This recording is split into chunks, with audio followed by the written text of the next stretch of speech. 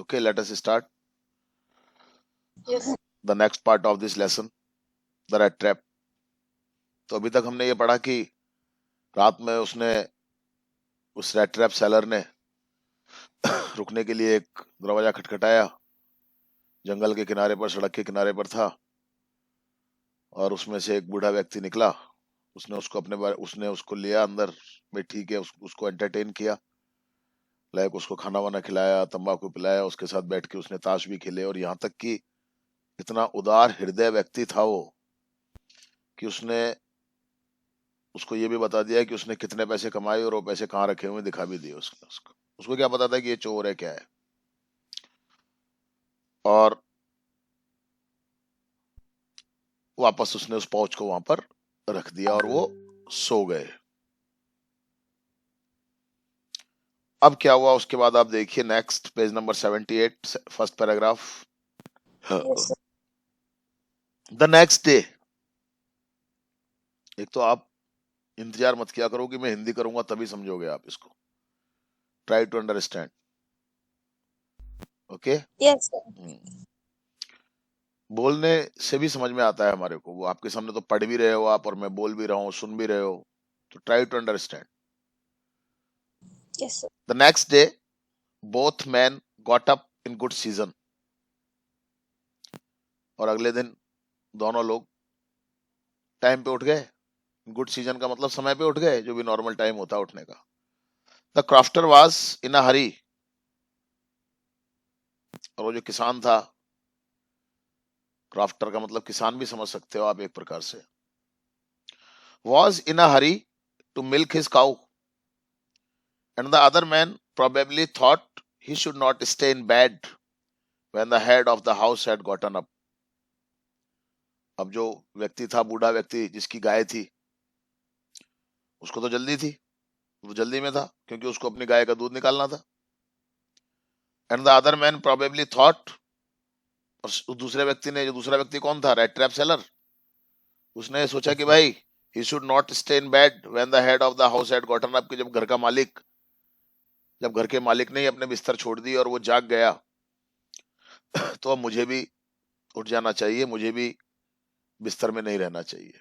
Courtesy होती है। They left the cottage at the same time. और एक ही साथ उन्होंने, एक ही समय पर उन्होंने कॉटेज को छोड़ दिया, मतलब दोनों बाहर आ गए। The crafter locked the door and put the key in his pocket. सबको समझ में आ गया होगा शायद, ये दो क्लॉज है यहाँ पर, Yes, कंपाउंड सेंटेंस है, एंड कनेक्टिव है यहाँ पर, ध्यान दे दीजिए आप जरा। yes, और उस क्राफ्टर ने दरवाजे को लॉक किया और चाबी को अपनी जेब में रख लिया। The man with the red traps said goodbye and thank you, and thereupon each went his on way. और वो जो व्यक्ति था चूहेदानी वाला, उसने उस क्राफ्टर को थैंक बोला, गुड बाय बोला, और दोनों अपने अपने रास्ते चले गए।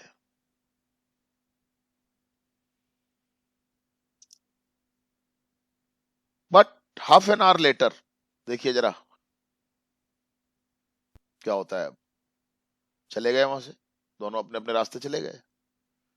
But half an hour later the red trap peddler, peddler का मतलब होता है पैदल घूमने वाला व्यक्ति, पैदल घूम घूम के वो अपनी चूहेदानियां बेचता था, इसलिए रेड ट्रैप पैडलर हमने यहाँ पर कहा है उसको।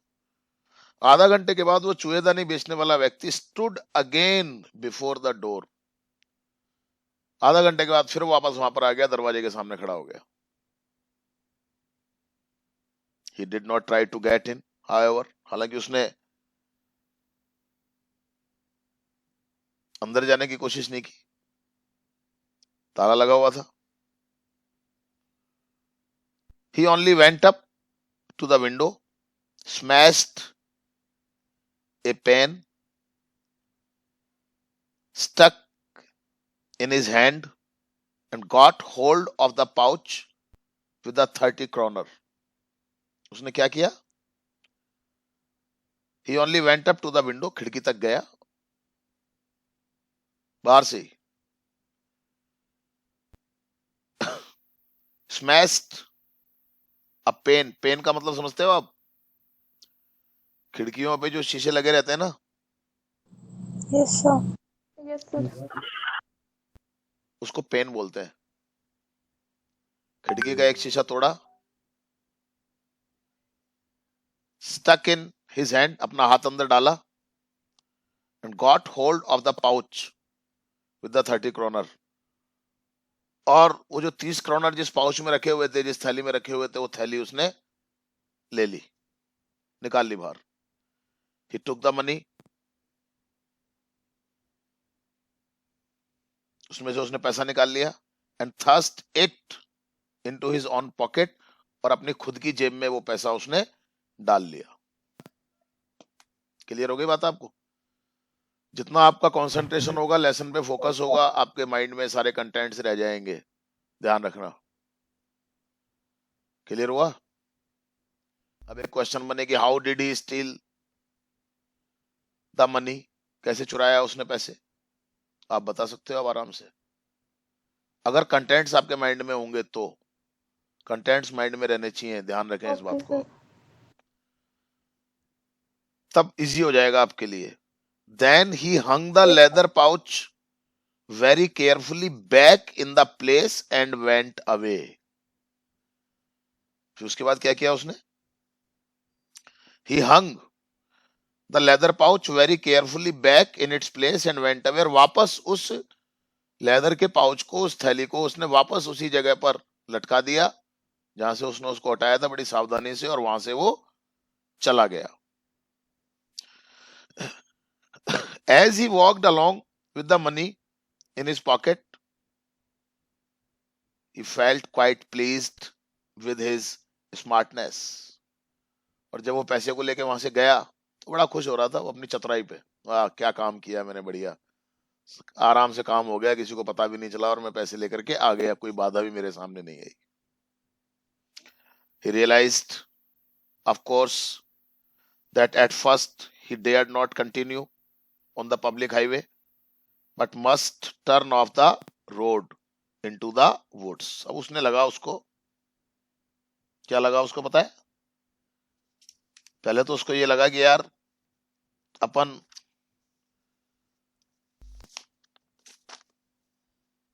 शहर में चलें कि नहीं चले, पब्लिक प्लेस पर चलें कि नहीं चलें, वही कह रहा है ना। He realized, of course, that at first he dared not, उसकी हिम्मत नहीं हुई continue on the public highway. Public highway का मतलब जो सार्वजनिक रास्ता था उस पर चलने की उसकी हिम्मत नहीं हुई। चोर के मन में डर होता है पकड़ा ना जाऊं। But must turn off the road, उसको लगा कि सड़क से दूर हो जाऊं मैं। इनटू द वुड्स, कहा? जंगल के अंदर। पकड़ में आ गया तो? समझ रहे हैं बात को आप? Yes, Yes. sir. क्लियर हो गया आपको? Yes. So during the first hours his this caused him no difficulty. वो जंगल में चला गया, जंगल में जाके घूमता रहा। पहले घंटे तो उसको कोई दिक्कत नहीं हुई। Later in the day it became worse. लेकिन बाद में जैसे जैसे वो दिन बीतता गया उसकी मुश्किल बढ़ती चली गई। For it was a big and confusing forest, क्योंकि वो जंगल जिसमें वो घुस गया था वो बहुत ही बड़ा और भ्रमित कर देने वाला जंगल था। विच ही हैड गॉटन इनटू, जिसके अंदर वो अब आ चुका था। समझ में आ गई बात आपको? अब कंफ्यूज हो गया वो, Yes, sir. समझ में नहीं आता रास्ता जंगल जैसी जगह में। He tried to be sure to walk in a definite direction, but the paths twisted back and forth so strangely। उसने कोशिश तो यही की कि एक ही दिशा में चलता रहूं मैं, लेकिन वो रास्ते, जो जंगल के रास्ते थे, समझ रहे हैं ना आप, वो ऐसे टेढ़े मेढ़े थे, आगे पीछे बड़े अजीब तरीके से वो रास्ते बने हुए थे। अब जंगल में कोई पर्टिकुलर रास्ता तो बना हुआ होता नहीं है, होता है क्या? No, sir. पता ही नहीं चलता कहाँ आ गए, फिर वहीं आ जाओ घूम फिर के। भूल भुलैया सा हो जाता है एक प्रकार से। Yes.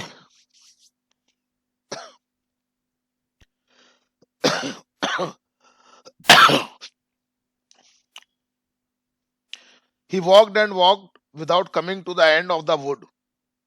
वो चलता रहा, लेकिन उस जंगल का कोई अंत नजर नहीं आ रहा था उसको। कोशिश तो वो करता है कि एक ही दिशा में चलता रहूं, लेकिन हो नहीं पाता था।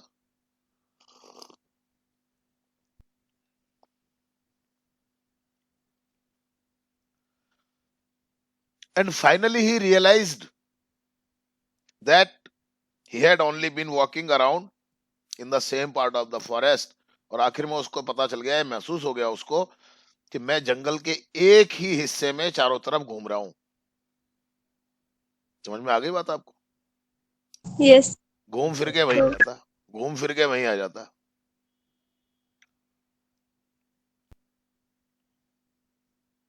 All at once he recalled his thoughts about the world and the rat trap. और अचानक से पता है क्या हुआ? इस संसार को वो जिस प्रकार से एक चूहेदानी के रूप में देखता था ना, वो जो विचार था उसका, ये विचार उसके दिमाग में आ गया एकदम से। पहले वो सोचता था ना ऐसा, उसके दिमाग में जब वो फंस गया, वहां से निकल नहीं पा रहा है, तो उसके दिमाग में विचार आया कि यार कहीं ऐसा तो नहीं है कि मैं भी उसी प्रकार से एक चूहेदानी के अंदर फंस गया हूं। Now is on turn had come, और अब उसको समझ में आ गया था कि अब उसकी भी बारी आ चुकी थी उस चूहेदानी में फंसने की। समझ गए ना आप चूहेदानी क्या है और कैसे है? Yes. He had let himself be fooled by a bait and had been caught. उसने खुद ने अपने आप को मूर्ख बना लिया था, उसमें फंस गया था। वो बैट का मतलब होता है चारा। जैसे किसी को फंसाने के लिए चारा डाला जाता है, मछली को फंसाने के लिए दाना डाला जाता है, चारा डाला जाता है। समझ गए ना आप चारे का मतलब? Yes, sir. वो समझ गया कि उसने खुद ने अपने आप को उसमें फंसा लिया था, उसमें वो मूर्ख बन गया था, उसके मन में एक लालच आ गया था और वो खुद पकड़ा गया, फंस गया इसमें। The whole forest with its trunks and branches, its thickets and fallen logs, closed in upon him like an impenetrable prison from which he could never escape. अब उसको ऐसा लगने लगा कि ये पूरा जंगल, और इस जंगल में इसके जो पेड़ हैं, पौधे हैं, शाखाएं हैं, तने हैं, इसके जो झुरमुट हैं, झाड़ियां हैं, और यहाँ पर जो गिरे हुए पेड़ भी पड़े हुए हैं। लॉक्स का मतलब लट्ठे टाइप होते हैं जब पेड़ गिर जाता है। Yes, sir. Closed in upon him like an impenetrable prison. वो सब कुछ ऐसे दिखाई दे रहे हैं जैसे कि एक जेल होती है ना, जेल जो चारों तरफ से बंद होती है। उसको लगा कि मैं इन पेड़ों में, इन पौधों में, इन डालियों में, इन शाखाओं में, इन तनों में, इन झुरमुटों में फंस गया हूं मैं। ये बिल्कुल उस जेल की दीवार की तरह है, और from which he could never escape, जिनसे कि अब वो शायद कभी भी नहीं निकल सकता था बाहर। समझ में आ रहा है आपको? Yes, sir. फंस गया ना वो। Yes, sir.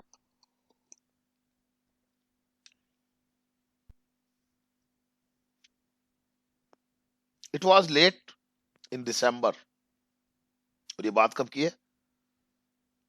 दिसंबर की। दिसंबर के आखिरी दिनों की बात है। लेट इन दिसंबर का मतलब क्या हुआ? तो दिसंबर के जो आखिरी दिन है, 20 तारीख से लेकर 30 तारीख के बीच में, या 25 तारीख के आसपास का टाइम आप मान लीजिए। Darkness was already descending over the forest, और जो अंधकार था वो उस जंगल में छा रहा था, छाना शुरू हो गया था। अब जंगलों में तो जल्दी अंधेरा हो जाता है। दिस इंक्रीज्ड द डेंजर, इससे खतरा और भी ज्यादा बढ़ गया। खतरा किस चीज का बताएगा कोई? हाँ, शाबाश, जंगली जानवरों का खतरा बढ़ गया अब रात में। Yes, sir. And increased also his gloom and despair, और उसकी उदासी, उसकी निराशा वो भी बढ़ती चली गई। अब कोई रास्ता दिखाई नहीं दे रहा ना उसको, उसने लगा फंस गए, अब बस अब कुछ नहीं हो सकता।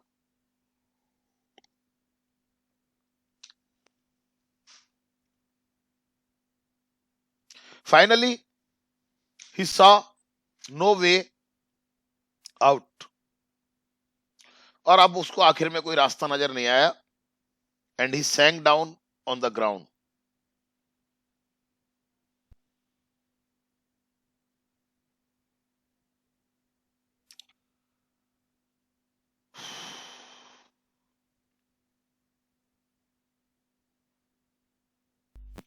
तो वो पड़ गया जमीन पे, सैंक डाउन। बिल्कुल निराश हो चुका है वो, बिल्कुल टोटली वो समझ चुका है कि वो अब खत्म है, अब उसका कोई रास्ता नहीं है, यहां से वो निकल नहीं सकता, रात का समय आ गया है और जंगल है तो जंगली जानवर आ जाएंगे, खत्म है अब। और ऐसे वो बिल्कुल निढाल सा होकर के पड़ गया जमीन के ऊपर, टायर्ड टू डेथ। और ये उसकी ऐसी हालत हो गई थी बिल्कुल कि थक करके आदमी चूर हो जाता ना कई बार, बिल्कुल उठने की हिम्मत नहीं रहती उसकी, बिल्कुल खत्म, ऐसा वो हो गया था। Thinking that his last moment had come, और वो ये भी सोचने लगा कि उसका अंतिम समय आ चुका है।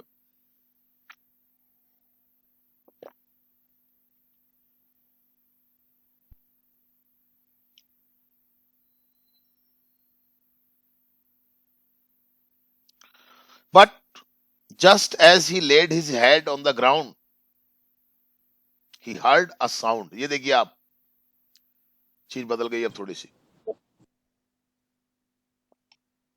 लेकिन जैसे ही उसने अपना सिर जमीन पे टिकाया, वो लेटा, but just as he laid his head on the ground he heard a sound. उसने एक आवाज सुनी, अंधेरा तो हो ही गया था, लेट गया था वो, बस अपना सिर उसने जमीन पे जैसे ही टिकाया तो उसको एक आवाज सुनाई दी, अ हार्ड रेगुलर थंपिंग। ठक ठक ठक ठक किसी आवाज उसको सुनाई दी भाई। Yes. There was no doubt as to what that was, और इसमें कोई शक नहीं था कि ये किस चीज की आवाज थी। समझ गया बात को? Yes, sir. वो समझ गया था कि ये जो आवाज हो रही है वो हथौड़े की आवाज है, और किसी लोहे के ऊपर ये हथौड़ा चलाया जा रहा है। क्लियर हुआ बात आपको? Yes, sir. Yes. इसका मतलब क्या हुआ? उसको लगा यार यहाँ पे कोई है, ये बड़ी हिम्मत होती है इससे। Yes, sir. बिल्कुल निराश हो चुका था वो, बिल्कुल। ये आशा की किरण उसको दिखाई दी एक। He raised himself, वो खड़ा हुआ। Those are the hammer strokes from an iron mill, he thought। उसने सोचा कि अरे ये जो आवाजें आ रही हैं, ये तो ऐसा लग रहा है कोई लोहे का कारखाना है, और उस लोहे के कारखाने में से ये आवाजें आ रही हैं, जहां पर लोहे की कोई चीज बनाई जा रही है तो वो हथौड़ा से ठोका जाता है ना चीज को, हथौड़े से तो बनेगी वो चीज। आपने भी देखा होगा आपके आसपास लोहे का कहीं काम होता होगा, कोई Yes, दरवाजे sir. बनना, खिड़की बनना, या कोई और चीजें बनती होंगी तो कितनी आवाज आती होंगी वहां, ठक ठक ठक ठक, देखा होगा ना आप लोगों ने। Yes, sir.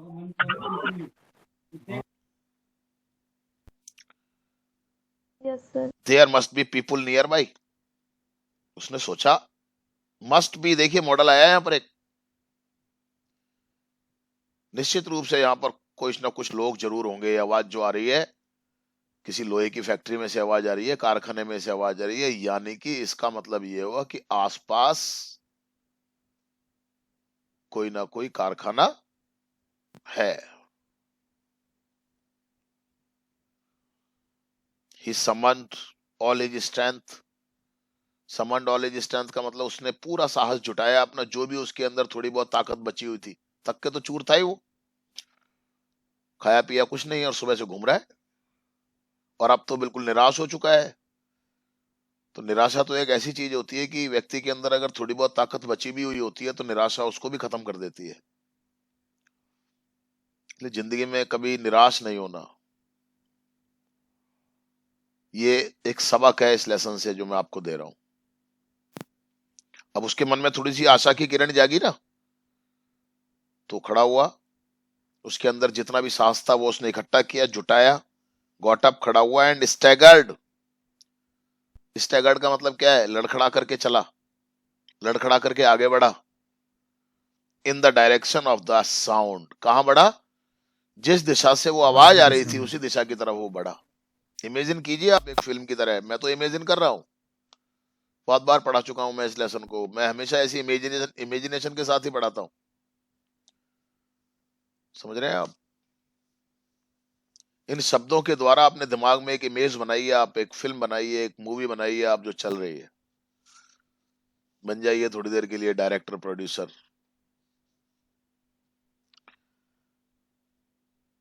The Ramsjo iron works which are now closed down were not so long ago a large plant with smelter, rolling mill and foz। अब ये जो आवाज जहां से आ रही है ये फैक्ट्री है लोहे की और इसका नाम है राम्सजो आयरन वर्क्स। ध्यान आ रहा है कुछ ये नाम आप लोगों को? वो उसमें काम करता था ना पहले वो आदमी। बिल्कुल, वो यस सर, वो क्रॉफ्टर। अब तो खैर बंद हो गई है फैक्ट्री। ये कह रहा है कि which are now close down. अब तो very not were not so long ago a large plant, अभी थोड़े दिनों पहले की बात है, अब तो खैर बंद हो गई है फैक्ट्री। ये कह रहा है ये, जब इसने कहानी लिखी है उस समय, अब तो बंद हो गई, लेकिन उस समय तो चालू थी ना। Yes sir. और वो जो क्राफ्टर था उसने बताया था कि मैं उसमें काम करता था, लेकिन अब मैं बूढ़ा हो गया, मेरे शरीर में हिम्मत नहीं रही, तो मुझे वहां से छोड़ना पड़ा। क्लियर हो गया बात आपको? ये जो आवाज आ रही थी ये उसी फैक्ट्री में से आ रही थी और इसका नाम था राम्सजो या रैम्सजो आयरन वर्क्स। ध्यान रखना आप, उस जंगल में ये फैक्ट्री थी और एक जमाना हुआ करता था, थोड़े दिनों पहले ही एक बहुत बड़ा प्लांट था, ये बहुत बड़ी फैक्ट्री थी और इसके अंदर सब कुछ था। सब कुछ का मतलब मतलब पिघलाने वाला, फ्रेम मतलब बनाने वाला, हर चीज थी उसके अंदर। स्मेल्टर का मतलब होता है पिघलाना, होता है ना। पहले तो लोहे को, कच्चा लोहा होता है, वो लोहा आता है उसको पिघलाया जाता है। लोहा जो होता है वो खानों में से निकलता है, आपको मालूम हो तो, यस सर। जिसको हम बोलते हैं लोहो अयस्क। एसएसटी में कभी पढ़ा हो तो आपने, यस सर। वहां से तो कच्चा लोहा निकलता है, ये ढेले के ढेले निकलते हैं। Yes sir. और उनको फिर क्या किया जाता है? ऐसे तो कोई चीज कैसे बनाए उससे? उसको पिघलाया जाता है, वगैरह मिलाए जाते हैं। पिघला करके उसको एक चपटी शक्ल दी जाती है, समझ गए ना? फिर उसको ढाला जाता है किसी आकृति में। समझ में आ गई बात आपको? सब कुछ था उसके अंदर, इतनी बड़ी फैक्ट्री थी वो। In the summer time long lines of heavily loaded barges and scows slid down the canal, which led to a large inland lake. And in the winter time, the roads near the mill were black from all the coal dust which sifted down from the big charcoal crates। इन लाइनों में यह बताया गया है कि ये factory वास्तव में किसी जमाने में बहुत अच्छी थी, खूब चलती थी, बहुत अच्छा बिजनेस होता था। समझ रहे हैं आप बात को? Yes sir. और कैसा बिजनेस होता था गर्मियों में और सर्दियों में, कुछ बातें यहाँ पर बताई गई हैं। अब यहाँ पर जब चीज बनती थी तो यहाँ से जाती भी होगी, यहाँ आता भी तो होगा ना कुछ। फैक्ट्री को चलाने के लिए कोयला आता होगा ना। Yes sir. यहाँ फैक्ट्री में जो लोहा तैयार होता होगा वो जाता होगा यहाँ से। ठीक है, समझ में आ रहा है आपको? तो ये वही बात कह रहा है कि इन द समर टाइम, गर्मी के दिनों में, long lines of heavily loaded barges and scows. Barges and scows का मतलब क्या होता है? नावें जो होती है ना, मालवाहक नौकाएं भी होती हैं, जैसे मालगाड़ी होती है कि नहीं होती? Yes sir. हाँ, इसी तरीके से जहाज भी होते हैं, मालवाहक नौकाएं भी होती हैं। उनकी लाइन लगी रहती थी, लदा हुआ रहता था उनमें लोहा। समझ में आ गई बात आपको? और उन यस नौकाओं सर। में वो माल भरा रहता था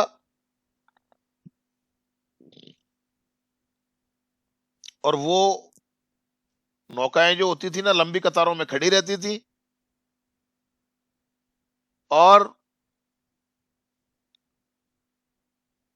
स्लिड डाउन द कैनल, और नहर में से होकर के वो जाती थी, which led to a large inland lake, और वो कहां तक जाती थी, एक बहुत बड़ी एक झील थी, वहां तक वो जाती थी। And in the winter time, और सर्दी के दिनों में क्या होता था, the roads near the mill, उस कारखाने के आसपास की जो सड़कें थी, were black from all the coal dust which shifted down from the big charcoal crates. और जो कोयला भी आता था ना, मैंने आपको क्या बताया, कोयला आता था वहां पे, कोयला फैक्ट्री को कैसे चलेगी फैक्ट्री, कोयले से तो चलेगी। भट्टियां काय से तैयार, भट्टियां काय से चलेंगी, भट्टियों में लोहा पिघलाया जाएगा तो भट्टियां कोयले से तो चलेंगी। Yes, sir. तो सर्दी के दिनों में कोयला आता था, उस कोयले से वहां के आसपास का सारा वातावरण ऐसा काला सा, और सड़कें वड़कें सब काली हो गई थी। मतलब कहने का ये है कि वो इन दो चीजों से ये बताना जा रहा है कि एक समय में उस फैक्ट्री में, फैक्ट्री बहुत अच्छी वो चलती थी, उसमें बहुत प्रोडक्शन होता था, और वो नावों में जाता था यहाँ से लद लद करके, नावों नावों की लाइनें लगी रहती थी, और वहां पर की आसपास की सड़कें जो थी वो काली हो गई थी, क्योंकि इतना कोयला वहां पर आता था, उस कोयले की वजह से वो काली हो गई थी। समझ में आ गई बात आपको? Yes, sir. Yes, sir. Clear हो गई बिल्कुल? Yes, sir.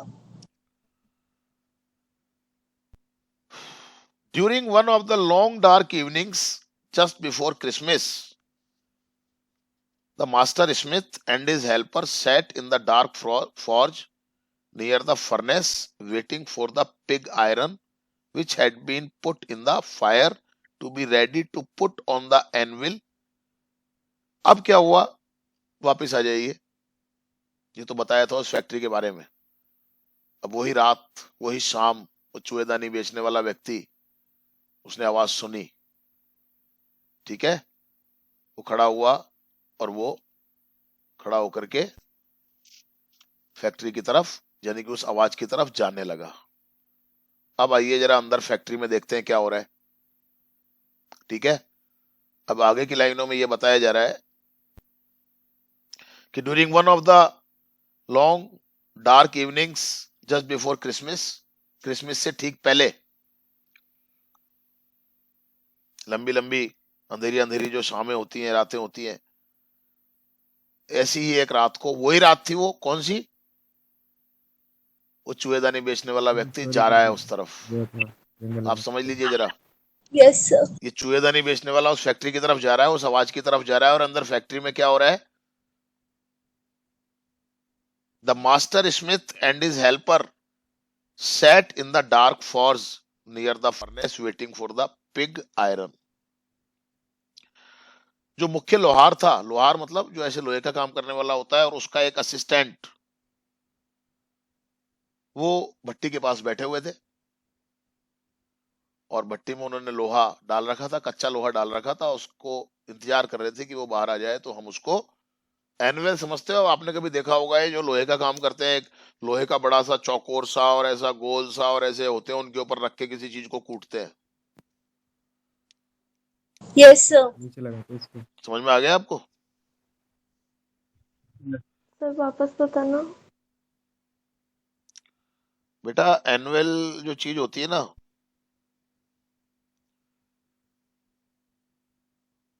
Yes, sir.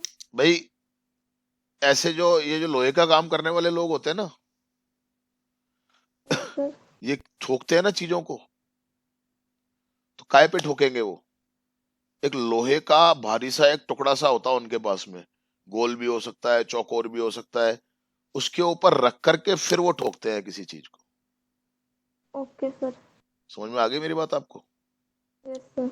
अब वो क्या करेंगे, उसमें से निकालेंगे लोहे को, जब लोहा पिघल जाएगा तो, और उसको लोहे को निकाल करके और फिर उस एनुअल के ऊपर रखेंगे और फिर उसको ठोकेंगे।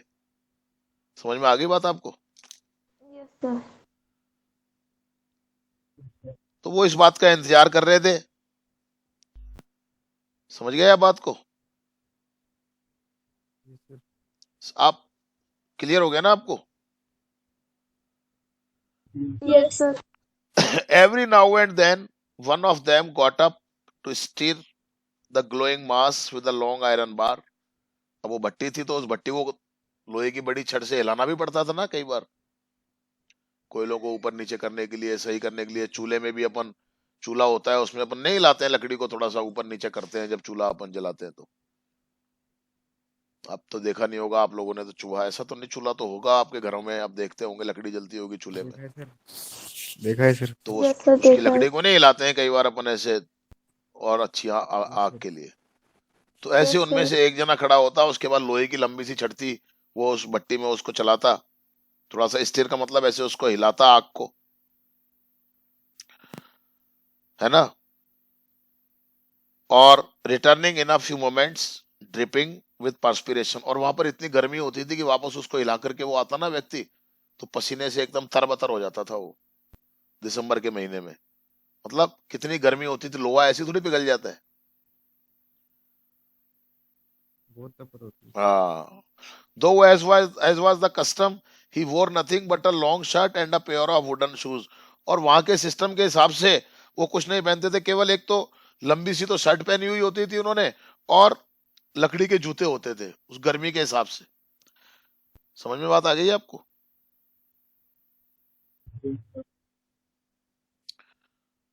Yes sir. All the time there were many sounds to be heard in the forge. और हमेशा उस फॉर्ज के अंदर, उस ढलाई खाने के अंदर किसी न किसी प्रकार की आवाजें चलती रहती थी, होती रहती थी। The big bellows groaned. Big bellows आपने देखा होगा, धौंकनी होती है एक हवा के लिए, है ना, वो चलती रहती थी। And the burning coal cracked. और जो कोयले होते थे भट्टी के अंदर, वो, उनमें आवाज होती थी, वो चटकते रहते थे, जलते रहते थे, चटकते रहते थे। कभी आवाज सुनी होगी शायद आपने। The fire boy shoveled charcoal into the maw of the furnace with a great deal of clatter। और जो फायर बॉय था, फायर बॉय का मतलब जो आग को मेंटेन करके रखता था, वो चारकोल का मतलब कोयला जो होता था उसको भट्टी में डालता था, भट्टी के मुंह में। और बड़ी आवाज होती थी, कड़कड़ की सी आवाज होती है, कोयले उठा करके डालता था। Outside rod the waterfall. और पता है बाहर क्या हो रहा था? ये तो अंदर की बात हो गई, और बाहर बरसात शुरू हो गई। समझ में आई बात आपको कुछ अब? Yes, sir. Yes sir.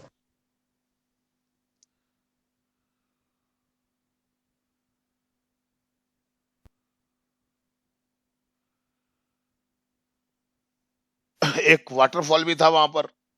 Waterfall समझते हो आप? Yes sir. उसकी भी आवाज आ रही थी, और बरसात भी हो रही थी, और उस बरस उत्तरी हवा चल रही थी। तो वो उत्तरी हवा से क्या होता है, बरसात की जो बौछारें थी ना, वो दीवारों पर पड़ रही थी, छत के ऊपर पड़ रही थी। सॉरी, दीवार छत के ऊपर पड़ रही थी। छत के ऊपर क्या था? टाइल, टाइल्स की रूफ बनी हुई थी। आपने कभी देखा हो तो लाल लाल टाइल्स की रूफ बनी हुई होती है, छत बनी हुई होती है। कहीं आपने किसी झूले के ऊपर या कहीं ऐसे आपने कभी देखा हो तो। सर छानों पे ज्यादा रहती है, छानों पे हाँ रहती हाँ जाती है। हाँ हाँ हाँ। समझ गए आप बात को? मतलब बाहर बरसात हो रही है, और बरसात, तेज हवा चल रही है, उत्तरी हवा चल रही है, बरसात हो रही है, और उस बरसात की बौछारें जो है उस हवा की वजह से छत के ऊपर गिर रही हूँ, तो वहां आवाज हो रही है। अब आप समझ गए होंगे, चूहेदानी बेचने वाला व्यक्ति आ रहा है ना, तो वो भी भीग गया होगा ना बरसात में। जी सर। समझ में आया कुछ आपको? It yes was sir. it was probably on account of all this noise that the blacksmith did not notice that a man had opened the gate and entered the forge until he stood close up to the furnace। और ये इतनी सारी आवाजें हो रही थी, अब क्या हुआ, वो जो चूहेदानी बेचने वाला व्यक्ति था ना, वो अंदर आ गया, गेट खोल करके अंदर आकर के खड़ा हो गया उसके पास में। लेकिन शायद ये जो इतनी आवाजें हो रही हैं, कोयले की आवाज हो रही है, भट्टी में से आवाज आ रही है कोयले के छटकने की, वो कोयले डाल रहा है उसकी आवाज आ रही है, बाहर जलप्रपात की आवाज आ रही है, बरसात की आवाज आ रही है, तेज हवा चल रही है, इतनी आवाजों के बीच में शायद वो जो मास्टर लोहार था, वो शायद उस रेड ट्रैप सेलर जो था, वो जब गेट खोल करके अंदर आया तो शायद उसको उसकी आवाज सुनाई नहीं दी, तो उसका ध्यान भी उसकी तरफ नहीं गया। और तब तक नहीं गया जब तक कि वो बिल्कुल आकर के, वो चूहेदानी बेचने वाला व्यक्ति आकर के भट्टी के पास उसके सामने खड़ा नहीं हो गया।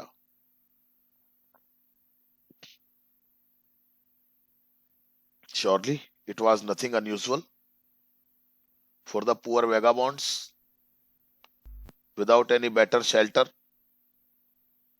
for the night to be attracted to the force by the glow of light which escaped through the scooty panes. और इस प्रकार के ये जो खाना बदोश लोग होते हैं जिनका कोई ठिकाना नहीं होता है और जिनके पास अपनी रात गुजारने के लिए कोई अच्छी जगह नहीं होती है, उन लोगों को अगर इस प्रकार की जगह दिखाई दे जाए जिसमें कि अंदर से हल्की हल्की सी प्रकाश दिखाई दे, हालांकि जो शीशे लगे हुए हैं उनमें वो काले से हो गए हैं थोड़े से, लेकिन फिर भी उसको लगता है कि यार एक जगह है जहां पर कि रात को मैं रुक सकता हूं, तो निश्चित रूप से ऐसी जगह ऐसे चूहेदानी बेचने वाले जैसे व्यक्ति को अट्रैक्ट करती है अपनी तरफ, and to come in to warm themselves in front of the fire. और बाहर इतनी सर्दी, बरसात हो गई, आग जल रही है, तो ऐसी गर्माहट में निश्चित रूप से उसको लगेगा कि यार अगर थोड़ी देर बैठ जाऊं तो अच्छा लगेगा मुझे। होता है ना?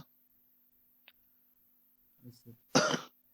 The blacksmith glanced only casually and indifferently at the intruder.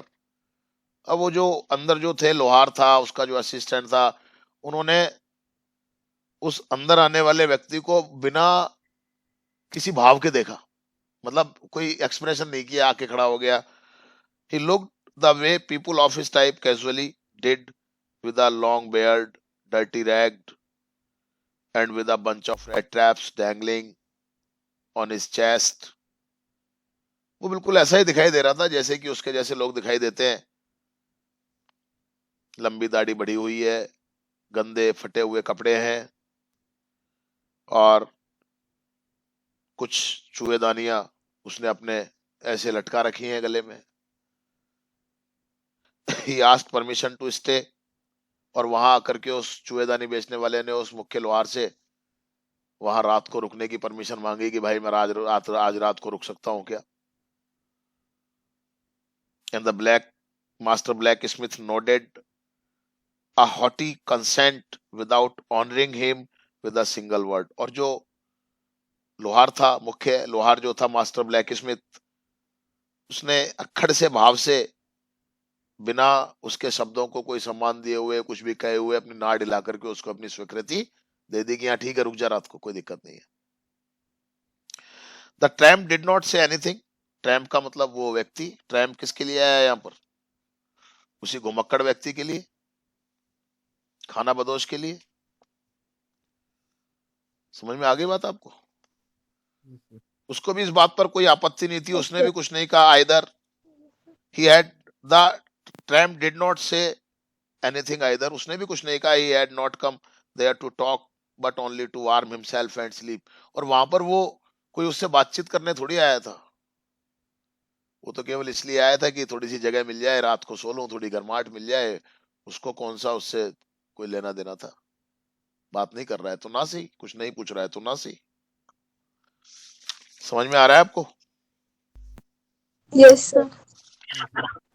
Clear बिल्कुल? Yes, sir. चलिए आगे चलते हैं थोड़ा सा। In those days the Ramsjo iron mill was owned by a very prominent iron master whose greatest ambition was to ship out good iron to the market. और उन दिनों में जो राम्स जो आयरन मिल था, उसका जो मालिक था वो एक बहुत ही प्रसिद्ध व्यक्ति था, और उसका सबसे बड़ा उसकी आकांक्षा यही थी कि मेरे यहाँ से अच्छा लोहा बन करके बाजार के अंदर जाए। होता है ना, कुछ लोग क्वालिटी को इंपॉर्टेंस देते हैं। समझ में आ रही है बात आपको? Yes, sir. Yes, sir. उसका क्वालिटी को वो प्रेफर करता था कि अच्छी क्वालिटी का लोहा मेरे यहां से बन के बाहर जाना चाहिए। He watched both night and day to see that the work was done as well as possible. और दिन रात वो बड़ी मेहनत करता था, पूरी निगरानी रखता था। वो ये देखता था कि मेरी फैक्ट्री के अंदर जितना संभव हो सके अच्छे से अच्छा काम हो रहा है या नहीं हो रहा है। जरूरी होता है ना, मॉनिटरिंग कहते हैं इसको।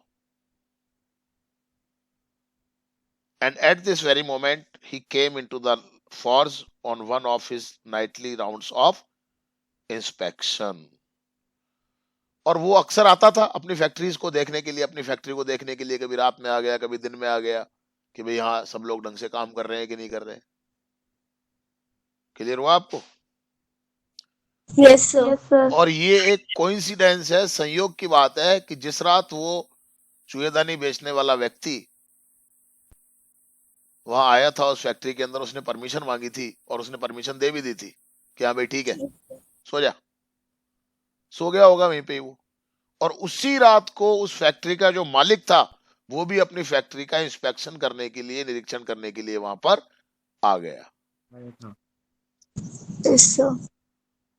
Naturally, the first thing he saw was the tall ragamuffin who had eased his waist so close to the furnace that steam rose from his wet rags. अब वो तो गीला तो हो ही गया था चूहेदानी बेचने वाला व्यक्ति, और वो व्यक्ति उस भट्टी के इतना पास सो गया था।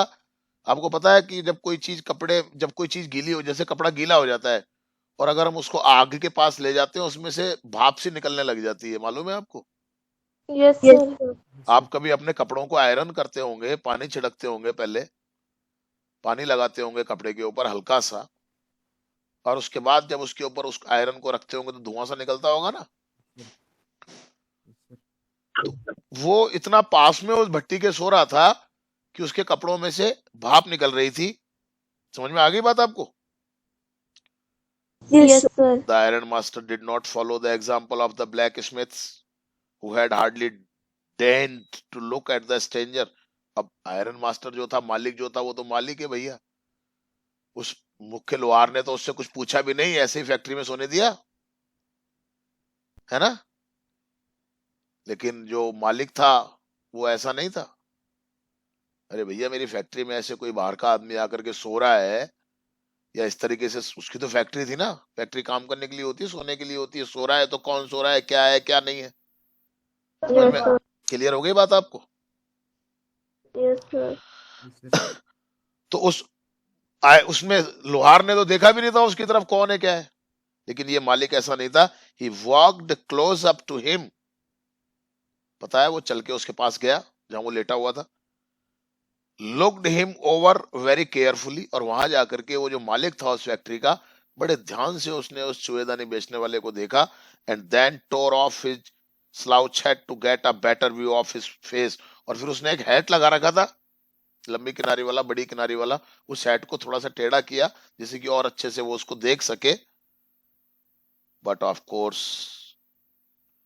It is you Niels Olaf, और बहुत ध्यान से देखने के बाद उसने, अरे ये तुम हो, नील्स ओलाफ नाम था उसका, कोई नील्स ओलाफ, वो तुम हो, अरे तुम हो ये।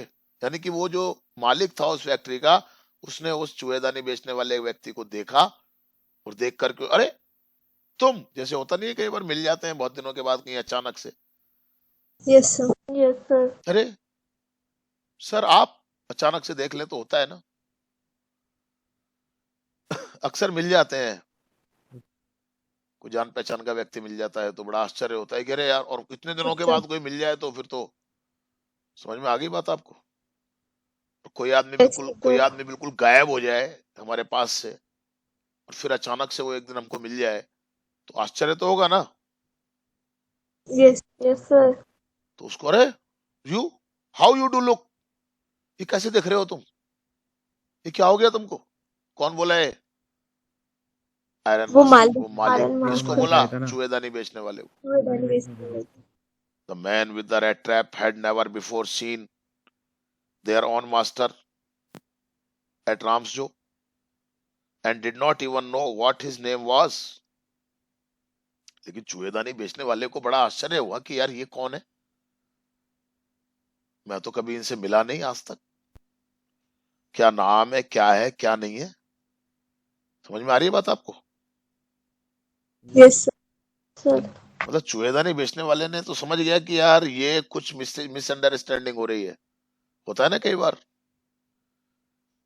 अपन किसी को कुछ और समझ लेते हैं, Yes, sir. हैं? अब उसकी दाढ़ी बड़ी हुई, कोट ऐसा गंदा वंदा ऐसे, तो ढंग से पहचान नहीं पाया होगा वो। उसको लगा होगा कि यार ये कोई वो है और वो है नहीं, या जो भी है। समझ में आ गई होगी आपको बात। yes, कहने का मतलब ये है कि वो जो मालिक है वो उस चूहेदानी बेचने वाले व्यक्ति को जो समझ रहा है ना, वो नहीं है। वो नहीं है। अब उसको तो गलतफहमी हो रही है, लेकिन चूहेदानी बेचने वाला व्यक्ति तो जानता है ना कि मैं तो कभी मिला ही नहीं इससे। Yes, sir. But it occurred Yes, to sir. him that if the fine gentleman thought he was an old acquaintance, he might perhaps throw him a couple of kroner. लेकिन पता है क्या हुआ, फिर यहां पर लालच आ गया इसके मन में। देखिए आप, उसको लगा कि यार मैं तो इसको नहीं जानता हूं, लेकिन ये व्यक्ति, ये जो भी है, ये पैसे वाला दिखाई देता है, और ये इसको शायद कोई गलतफहमी हो रही है मेरे बारे में, तो हो सकता है कि ये मुझे कुछ पैसे दे दे। समझ में आ गई बात आपको, नहीं आई? Yes, sir. Yes, sir. फिर से सुनिए आप इसको। But it awkward to him, लेकिन उसको ऐसा लगा, that if the fine gentleman thought he was an old acquaintance, कि अगर ये भद्र पुरुष, अगर ये वृद्ध व्यक्ति को अगर ये लगता है, क्या लगता है, कि मैं इनका कोई पुराना जाना पहचाना व्यक्ति हूं, परिचित हूं, तो he might perhaps throw him a couple of kroner, तो हो सकता है कि वो इसको कुछ क्रोनर दे दे। दे दे। क्लियर हुआ आपको? फिर लालच आ गया ना उसके मन में। Yes, Yes, sir. yes, sir. आपके हिसाब से क्या करना चाहिए था उसको? सर उसे बोल देना चाहिए था बोल कि देना मैं चाहिए तो। था, Yes, sir. लेकिन वो बोला नहीं। मन में लालच आ गया ना, क्या पता कुछ मिल जाए। Yes, sir. Yes, sir. समझ में आई बात आपको? होता है ना। Yes, sir. Therefore he did not want to undeceive him all at once, इसलिए वो क्या चाहता था, वो नहीं चाहता था, चूहेदानी बेचने वाला व्यक्ति नहीं चाहता था कि इसका भ्रम दूर हो जाए। भ्रम कौन सा था? व्हाट वाज द, सर वो उसको अपना परिचित समझ रहा था ना, रेड ट्रैप सेलर को। हाँ, वो चाहता तो बता देता कि सॉरी सर, आप जो मुझे समझ रहे हो मैं वो नहीं हूं। क्लियर हुई बात आपको? Yes, sir. Yes, sir. Yes. अब उसने भी देखो क्या बातें करनी शुरू की। जब उसने कहा ना मालिक ने कि तुम तो, ये क्या हो गया तुमको, और ऐसे कैसे तुम दिख रहे हो, तो उसने कहा yes, god knows things have gone downhill with me, he said. तो उसने कहा चूहेदानी बेचने वाले ने कि यहाँ भाई क्या करूं, अब मैं अब क्या करूं, मेरे साथ सब कुछ उल्टा सीधा हो गया, सब कुछ गड़बड़ हो गया है, झूठ बोलने लग गया ना अब ये। Yes, sir. मेरा समय खराब था, सब कुछ ऐसे हो गया। You should not have resigned from the regiment, said the ironmaster. तो उस मालिक ने, उस लोहे की फैक्ट्री के मालिक ने कहा कि भाई जो भी है, लेकिन तुमको इस्तीफा नहीं देना चाहिए था। कहीं आर्मी में होगा, ये सेना में होगा, रेजिमेंट आया ना यहाँ पर, Yes, sir. कि तुमको वहां से इस्तीफा नहीं देना चाहिए था। कहने का मतलब क्या हुआ कि ये आयरन मास्टर जिस व्यक्ति के बारे में सोच रहा है ना, इसको जो गलतफहमी हो रही है ना, चूहेदानी बेचने वाले को वो जो ये व्यक्ति मान रहा है ना, इसका मतलब वो आर्मी में कभी काम करता था, किसके साथ? उसके साथ, उस मालिक आयरन के मास्टर साथ, के आयरन Yes, मास्टर sir. के साथ। दैट वाज द मिस्टेक, ये तुम्हारी गलती थी। If only I had still been in the service at that time. तो मालिक बोला कि तुमने बहुत बड़ी गलती की, तुमको रिजाइन नहीं करना चाहिए था, और अगर मैं उस समय नौकरी में होता, अगर मैं उस समय सर्विस में होता, it never would have happened, तो ऐसा कभी भी नहीं होता, यानी कि मैं तुम्हें कभी भी इस्तीफा नहीं देने देता। देता। क्लियर हो गई बात आपको? Yes, sir. जबकि ये तो वो व्यक्ति है ही नहीं। इतनी बात सुनने के बाद तो इसको बता देना चाहिए था कि भैया मैं वो नहीं हूं जो आप मुझे समझ रहे हो, लेकिन इसके मन में लालच था। क्या लालच था? कि कुछ क्रोनर शायद मिल जाए, जान पहचान दे का आदमी देगा समझ उसको। के दे दे मेरे को। Well now of course you will come home with me. तो वो आयरन मास्टर बोला, खैर अब जो भी है, तुम मेरे साथ घर चलो। To go along up to the manor house and be received by the honor like an old regimental comrade. बस इसको यहीं तक रखेंगे हम कि आयरन ओके मास्टर ने उसको कहा कि अब जो भी है जो भी हो गया छोड़ो उसको, तुम मेरे साथ मेरे घर चलो। क्लियर? सर। चलिए नेक्स्ट पार्ट में लेंगे इसको, काफी लंबा हो जाएगा फिर। Thank you.